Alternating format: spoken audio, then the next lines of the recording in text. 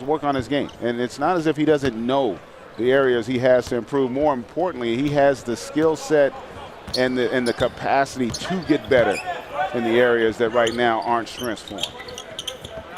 Closing moments of the first half. Damian Lee with a post-up touch against Caruso. Got it to Horton. Little screen and roll action for Miami. He was fouled from behind by Sean Long. Nice little pocket pass there to Horton to draw that foul. Horton, 6'8", 225 out of Austin Peay. He spent 4 years there. And over his career, averaged 13.5 points, 9.9 rebounds, and 2.5 blocks.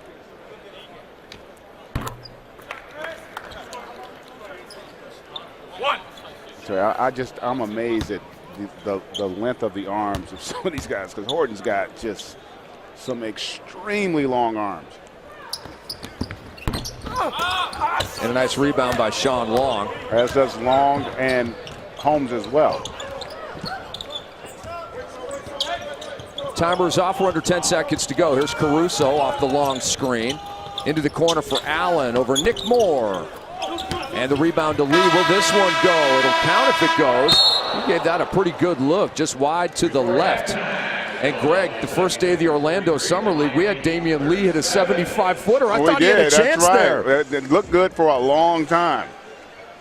So Sean Long, Summer League highs 18-5. He's got 16-5 at the half. And we'll be back at the Thomas and Mack in Vegas on NBA TV in just a moment.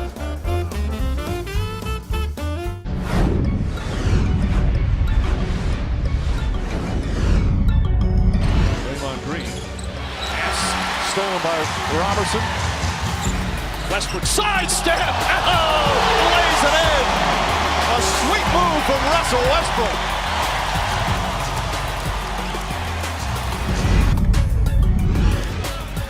He cannot allow. Oh my goodness! That is illegal what he does. They are up in Chesapeake Arena. Oh, did he just slice through a couple of defenders?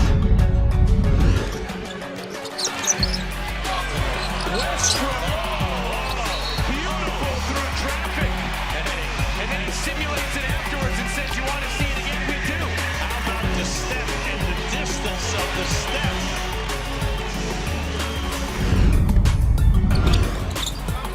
Turner on a cut to Smart. Oh, good block by Westbrook from behind.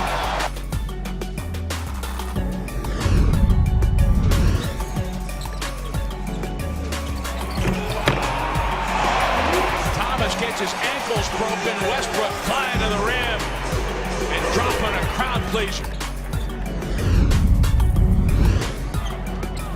The steal by Westbrook and takes to the basket. That gets the crowd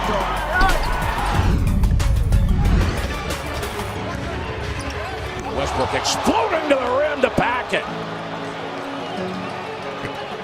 You knew that was coming. Russell Westbrook got to hold Durant and the rest of the Thunder back for the bench. Knows he's got to hurry and then finds iron, and there's Westbrook. That's crazy. Can I say that?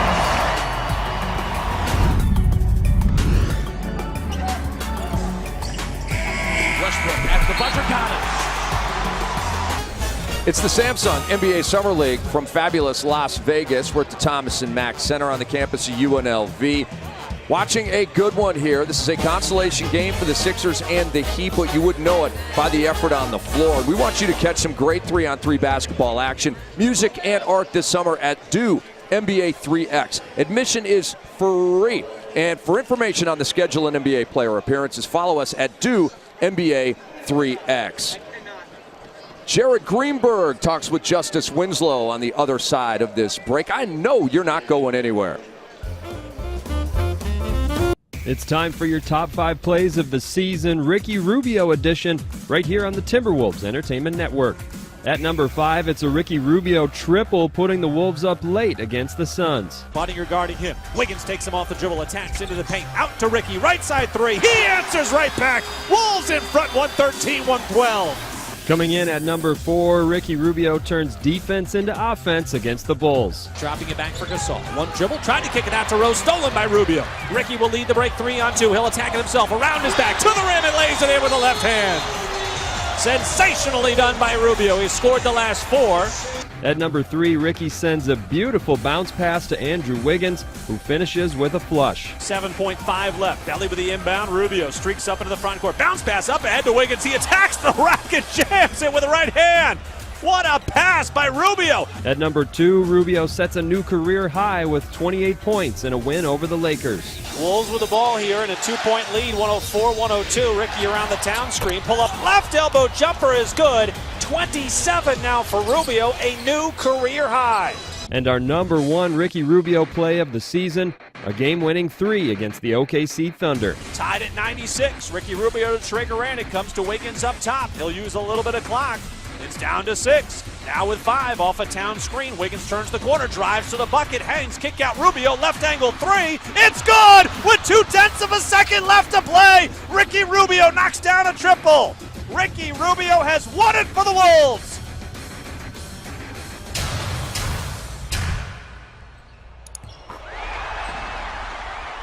So, Popeye Jones family, congratulations on that fantastic news. And here's Joe Young with a left-handed rim rocker on Nick Johnson's face, and Joe Young is down. Yeah, he came down on He is that injured. hip and elbow. I was shocked that they didn't call a foul on that play.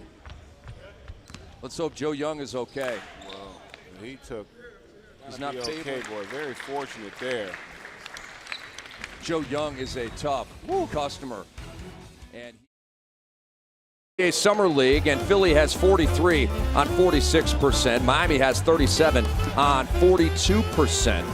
And we welcome you back to the Thomas and Mack Center on the campus of UNLV. Rick Kamla, Greg Anthony, we have Jared Greenberg with us as well. Let's show the people some first half highlights. Yeah. And there were highlights in this consolation game between the Sixers and Heat. And really, the highlight of the whole thing is Ben Simmons playing, certainly.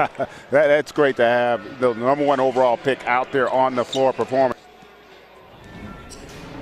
And the thing I loved about him, even though he wasn't scoring, he was allowing other guys to have an impact. And Long was exceptional the way he started the game, and great activity, as was Holmes. That duo combined for 25 in that first half on 11 of 13 shooting. But, you know, Miami fought back, particularly in that second quarter. Victor Rudd was one guy that got it going. I think he scored all 7 in that second to kind of get them back into it.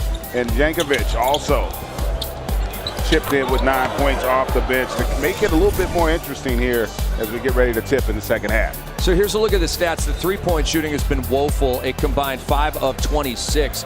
And the Heat have missed 4 free throws to the chagrin of Juwan Howard. And as you can see, Philadelphia, thanks to Ben Simmons with 4 dimes, TJ McConnell with 4 dimes. They already have 11 here at halftime. Let's swing it over to Jared Greenberg with a very special guest. It's Justice Winslow. You guys know him from the Miami Heat, but right now, Rick, you're probably familiar with this because Rick Kamla is all over Snapchat, and Justice today taking over the NBA on TNT Snapchat account.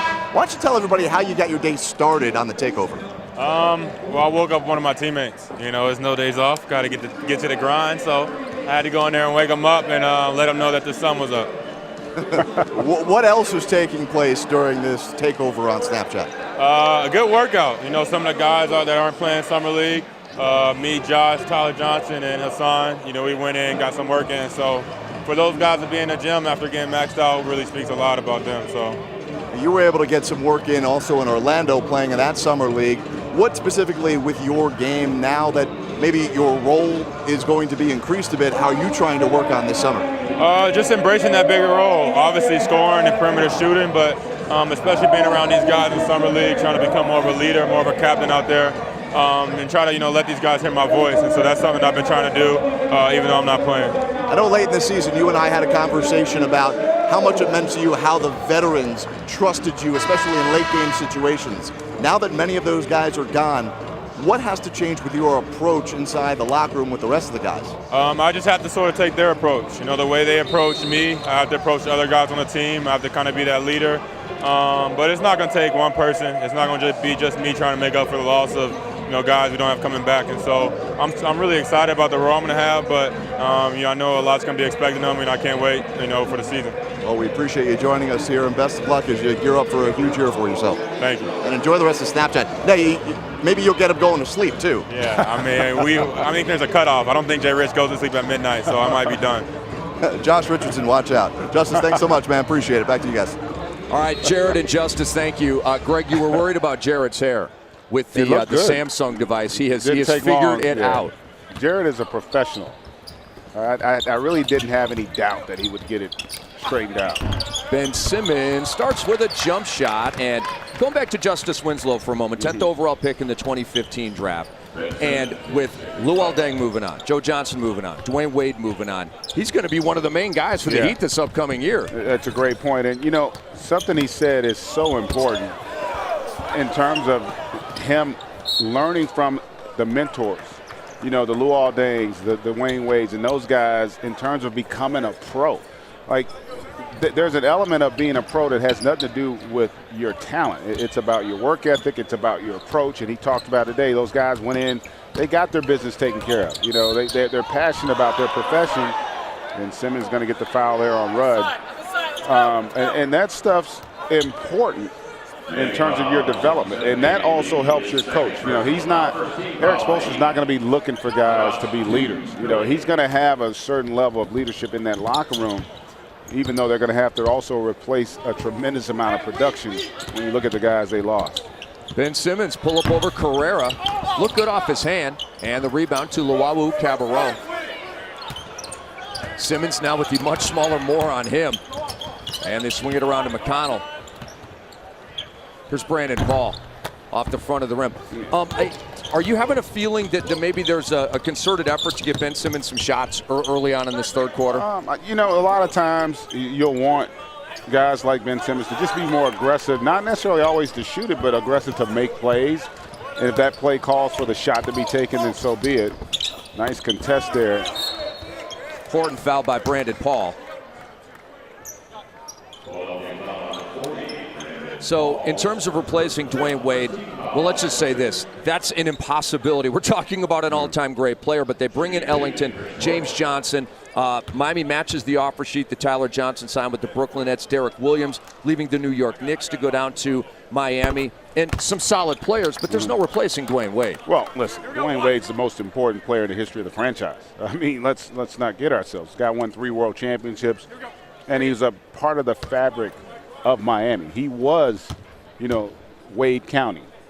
And so to lose that psychologically, it's going to take a toll too. You know, that's you know, you're talking about a guy that's been in that locker room for 13 years, that when he came there, the fortunes of the Heat completely changed. You know, he made them relevant. And you're talking about one of the truly greats to ever play this game. And so anytime you lose a guy like that, it's going to be felt not only all throughout that roster, but throughout that entire city. Holmes left that hook shot short. And here is Horton. Kind of a wild attempt on that layup. Jared Greenberg has more. Guys, big day tomorrow in Miami Heat Nation. Pat Riley is going to give a state of the off-season address and speak publicly. Besides some of the text message conversations that he sent to members of the media, we'll hear from Pat Riley about losing Dwayne Wade and all the other moves that the Heat have made this offseason as they gear up for the regular season in a few months. Jared, thank you. Rashawn Holmes just hit a 3, and here he is again plowing over Damian Lee, who takes the charge. And when LeBron James left Miami, it was a very spirited press conference with Miami Heat president Pat Riley.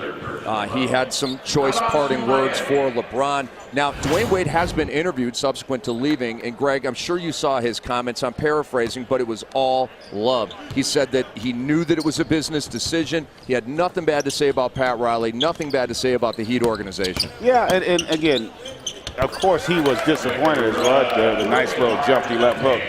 That maybe things didn't go differently early on. I don't think his intention going into the offseason was to leave Miami. And that part's a little bit disappointing as Simmons starting to look a little bit better with that jump shot here in the second half. But I'm looking forward to hearing from Pat Riley because, listen, you lost the best player in the world 2 years ago, and then you just lost the most important player in your franchise's history this year. I mean, obviously after 13 years, Dwayne Wade still really good now.